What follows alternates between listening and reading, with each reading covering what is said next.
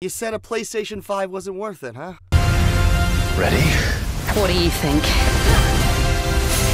So yeah, Final Fantasy XVI completely caught me off guard. With its mix of Game of Thrones-like storytelling and awesome Devil May Cry-like action, though again, I'm more of a Bayonetta guy, it is a magnificent combination, and it feels like half the time watching a movie.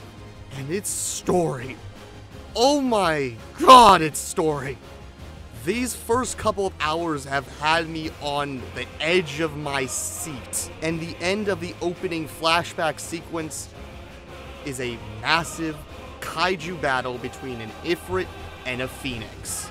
Hello everyone, this is David Leibowitz with Philosophy of Video Game Philosophy, and yeah, we give a little tribute to Final Fantasy XVI, and yeah, we have a lot of good things to say about this song. Again, this song, I've been playing it over and over and over again.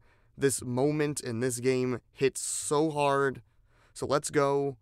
I am, again, a philosopher. I know my Jung, I know my everything you need to know. I can give you singing advice, not as much musical theory advice.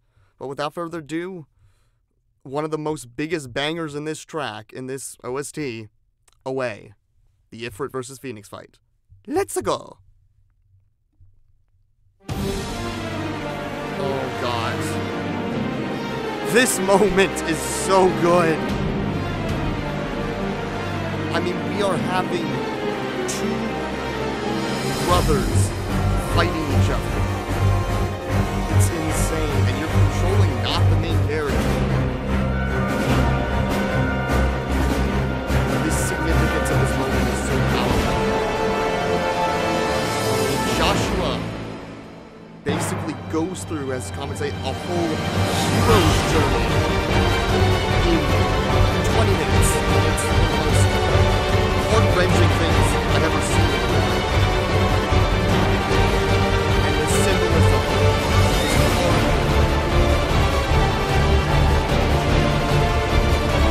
And the gameplay is Star Fox, but it's really good Star Fox. Final Fantasy stuff. Alright, here we go.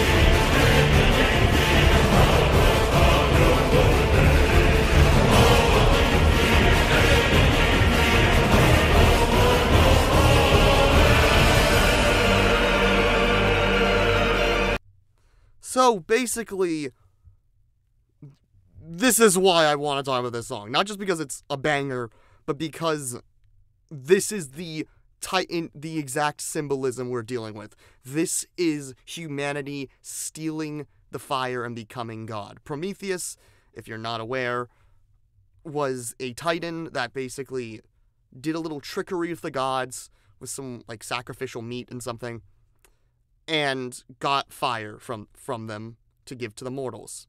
And this is after many, many different reincarnations of humans as well. Like, they were different, made of clay, iron, all that stuff, and then we get at humans. And so, you probably know, so already, what is the major, both people are using? Fire. So, we have humanity, when humans evolve, when we have the gift of fire, we can cook meat, which is very clear for both hunting, but as a transition to agriculture, which further separates us from the natural world, which is, again, the symbolism going on with this regarding how we view ourselves in relation to our animality is key, because it talks about your stolen flame. But who is Epimetheus? Epimetheus is the brother of Prometheus. He actually is he's the husband of Pandora. Another punishment given to humanity. The actual weird, this is very backwards. Honestly, maybe not even as, like, the Bible is a little better about this. That women are created as a punishment. Pandora is created as a punishment for the stealing of the fire. That is the own little fire, the sexual, the passionate fire for the woman. And of course, what does Pandora do? She opens the box where all of the evil flies out, and only a little hope is left. So that balance also between hope and the destruction that's happening is very key. Because you have basically, again, you're playing as Joshua, who has yet to hit puberty. He is a little boy, and he has just gone through this whole character. He has literally seen his father get killed right in front of him, blood all over his face. It's insanely heart-wrenching. And from the death of the father, you could say in a Freudian sense, he awakens to the phoenix, awakens to the totem animal that is in replacement of the father. You could say the phoenix, you could say is replacement of the father in a Freudian sense. But even more importantly, he awakens to his animal instinct, his animality, and transforms into the phoenix. And what does Clive do? Again, I haven't gone to the part where it's obvious. It's definitely spelled out that Clive is Ifrit, but Clive is Ifrit. It's shown pretty basically, and a friend told me that Clive is Ifrit, obviously. So you have two brothers in the wake of the death of the father, awaken to the animal inside them to try to replace it, try to hold on to it. There's more. Ominous music. This is insane! Fiery bonds. The fiery bonds, Final Engage has ending fiery bonds. The fiery bonds between the brother and between Clive and Joshua, and between the family structure taken away, civility taken away. Now these two brothers who loved each other are fighting each other, even though, of course, their inner beast, the inner shadow, has taken over when peace has been taken away, because the faith in cooperation between Rosaria and the Empire has gone astray. Broken faith, the broken faith that anything is happy in this world. This is the death of God right here. Not only have we steel and fire, but we've now that God is basically dead, because right after this, the view of the dominance, the majority of people, that Clive and that Joshua is a dominant, so he has the power to turn into this beast, has the power of the summon, basically. That most people don't like these animals, these godly powered people. They view them as animals. So this is a broken faith in our view towards the rest of the natural world, a view towards meaning has been taken apart.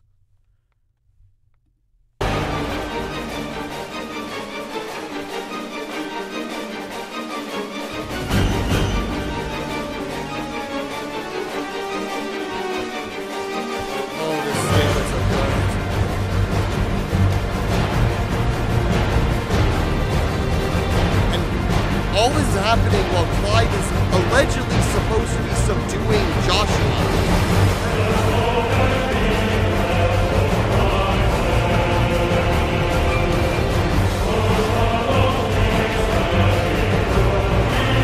The shadow, again, the Jungian shadow is the part of the self that you reject. This is clearly the animal part of the self that is, because this has not been properly connected with, has been drawing people down. Though Clive has animal instinct, but I think he's going to get closer and closer to his animality over time. Now he's overtaken by the beast.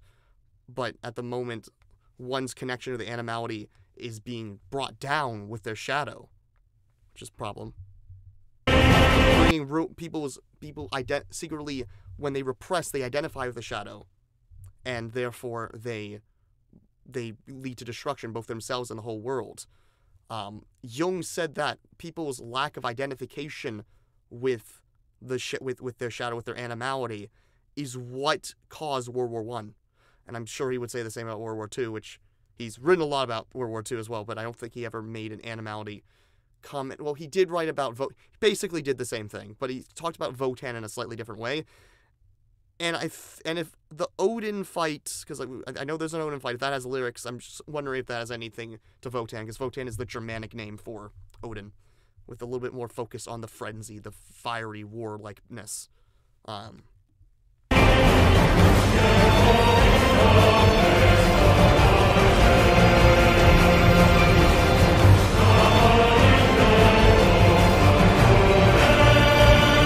This is perfect hero's journey, perfect Jungian ideas of rebirth. That although that now humanity has gone away from their instinctuality, away from this, there's a way to be reborn. The phoenix is a perfect symbol, is a Christ symbol of rebirth. Because what is it going to be found out that, I'm just going to say it, Joshua obviously is, we'll find him later, but he is alive, so he's going to be reborn, and he's going to help Clive somehow, and that this burning light of a new end is what is going to lead these people reconnection with their animal instincts, Clive's connection with Torgal. That, I mean, think about this. Clive is thought of when he's taken away, list right after the flashback again, also heart-wrenching, is just referred to as Wyvern, referred to as a beast, a dragon. And then when he gets the dog back, he gets Torgal back, he gets his name back. So the reconnection with Animality reconnects him with his self. And I'm sure that's going to be the same thing for Joshua as well, and how he deals with his phoenix powers. And the relation to the animal is very, very key. So when we allow ourselves to be reborn and transition to a new light in our understanding with the parts of ourselves that we repress, it can be a new end. It can be the light. Light can go, the darkness can be turned into light.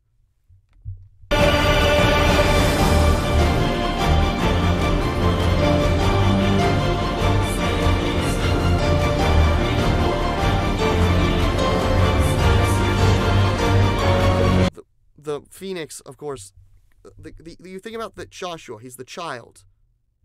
He's the symbol of innocence. The child is between the light and is the divine in the animal, because the child has itself, again, humanity's childlikeness is going down, and innocence is being corrupted with the taint of the aggression of the animal side. That the light, the masculine, the feminine sides, the more assertive and the more emotional, more caring sides, are being unbalanced right now. So light to shadow, now Animality is going to shadow, and again, Clive doesn't know that he is Ifrit this whole time. Right after he says that he wants to avenge the person who allegedly killed his brother. So he doesn't realize that the person, that's beautiful, that to go against that shadow which is himself, which is so powerful, that the real fight is with the self.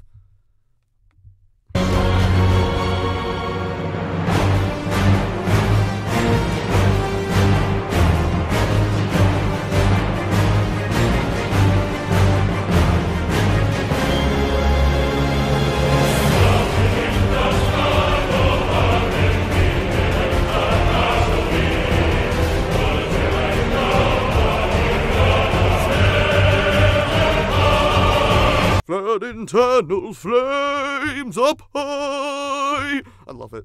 I mean, I sent this to the Christianity professor that I bring up every once in a while. Again, I did the Persona 3 thing, interview with him. He said that this also sounds a lot like a pagan prayer, like something that pre-Socrates, something that you hear from the Greeks. I mean, again, this is talking, the Greek references are very powerful. The stolen flame, the loss of innocence, humanity now needing to eat, needing to be an animal, but having a weird relationship with that they're an animal. This sounds like a pagan prayer, and it's great.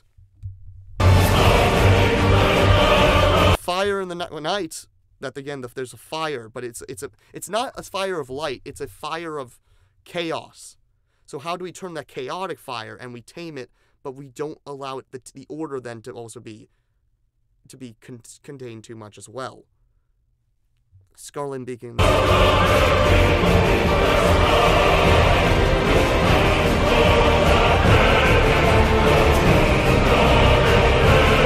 firmament. This is a reference to firmament. This is reference to Dante. Firmament, heaven. Order is going to hell. It's going to hell. I mean, again, one of Ifrit's powers literally is special attacks, not just in 16, but everywhere else is hellfire. So this is literally hellfire. People are finally opened up to the shadows.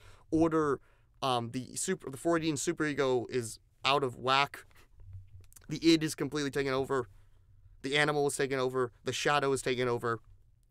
And the firmament has fundamentally reddened. So how do we deal with this? How do we get back to the sense of order? Is there a way for reintegration?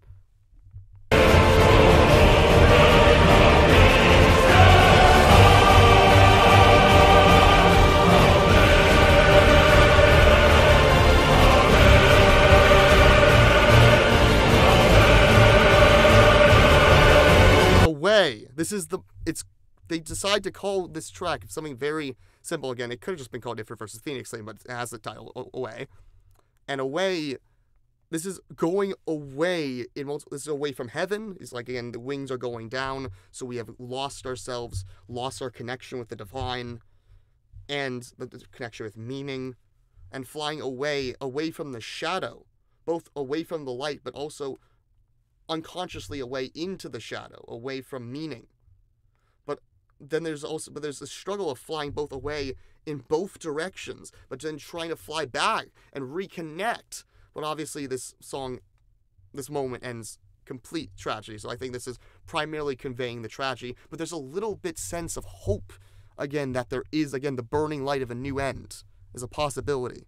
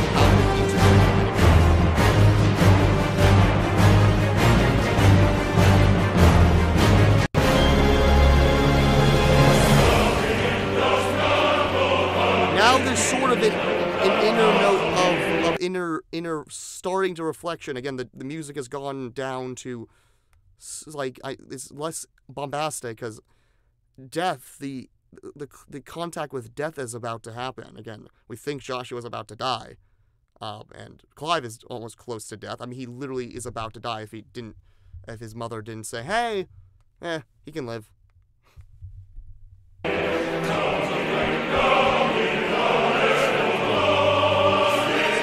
Incandescent oaths to cry. Again, the tongues of fire. My fire spitting hatred, experiencing anger. This is not the fire of life. It's the fire of death. Incandescent oaths decry. The order, the fire put upon by Rosaria is going to hell. And this is turning to hellfire, not this bright, beautiful. It's hellfire that is dealing with this utter chaos in this, the chaos in life and the chaos in the self.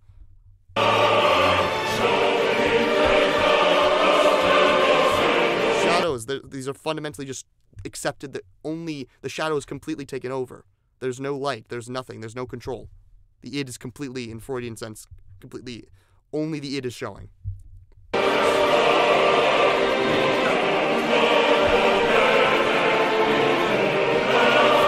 I mean, again, this is basically the death of the ego. Look down to the nether, but go into shadow and never find yourself anymore. This is what happens when... This is sort of in a sense that when we went away from our... That's the problem of having humans having a self, that I believe all animals actually do. Many animals do have. Basically, all mammals, anything that can drink. But humans' higher intellect is, and going away from from nature, is that when one brings themselves back into instinct only, or represses it, it can easily come back and attack. But when we bid farewell forever, then we retreat to the ego, and we retreat away from our intellectual abilities.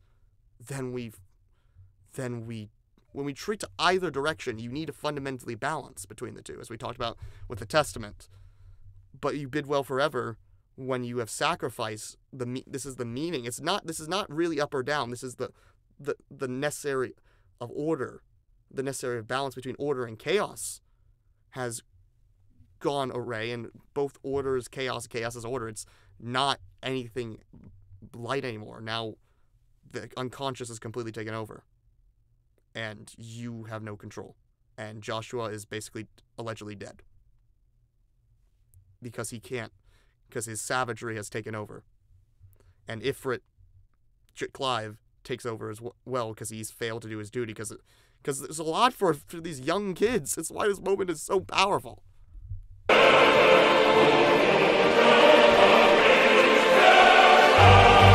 Fly again. The sort of like there's obviously Icarus symbolism going on again. Flying too high to the sun and burning. Man's ideas of trying to go. When we try and fly too high, humanity tries to go to God and steal the flame. Then we burn ourselves, and this is literally burning, and then we fall down. That's why we're going down the wings. There's a clear Icarus metaphor going on here of obviously the person who got made wings by Daedalus and tried to fly too high to the sun because he was too cocky. When we have a relationship with our godliness, that the godliness is created in a way of animality is very interesting. Again, when I beat this game, I'll say a lot more, but I think this is a magnificent song.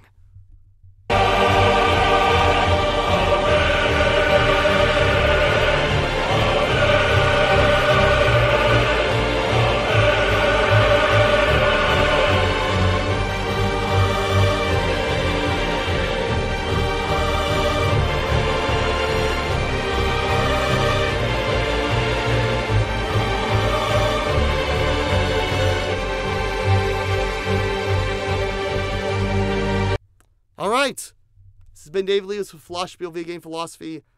I will get to Alone Infection as soon as possible.